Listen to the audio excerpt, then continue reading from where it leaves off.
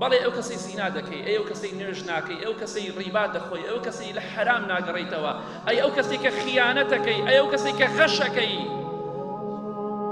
ئەو تاوانانەی کە ئەنجامت داوە هەمووی دەبێتە مرۆڤێک لەسەر شغل و شێوەی مرۆڤێک لە قیامەتا دێت مزگێنی تووڕێی و غەزەبی خوات پێ ئەدات.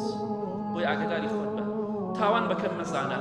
پێی دەوترێ كنت بطيئا عن طاعة الله سريعا في معصيته فجزاك الله شرا. پێی دەڵێ ئەو ئینسانە کە لەسەر شغل و شێوەی ئینسانێکە کردەوەکانی خۆشی خراپەکانی، پێی دەڵێت تۆ کەسێک بووی لە دنیادا سارد و سڕ بووی، تەمبەڵ بووی لە عیبادەتی خوادا. ئەمڕۆ خەڵک وایە بۆ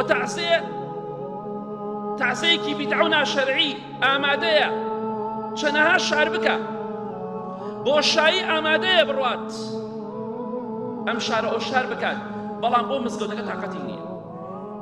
بەطیئەن تۆ کەسێکی سارد و سڕ بووی، تەمبەڵ بووی، تەوەسەل بووی لە عیبادەتی خوادا، بەڵام بۆ گوناه و تاوان زۆر بە قووت و بەهێز بووی، گورج و گۆڵ بووی، دەی خوای گەورە پاداشتی شەڕت بداتەوە. ئەمە کردەوە خراپەکانت دوات پێ دەڵێ. بۆچی؟ کەواتە ئاگاداری خۆت بە ئەگەر ئەو کەسێک کە نوێژ ناکەی، سارد و سڕی لە نوێژدا، نوێژی بەیانی هەر ناکەی، خۆت ئامادەکە ئەگەر تۆبە نەکەی لەوانەیە تۆ لەو کەسانە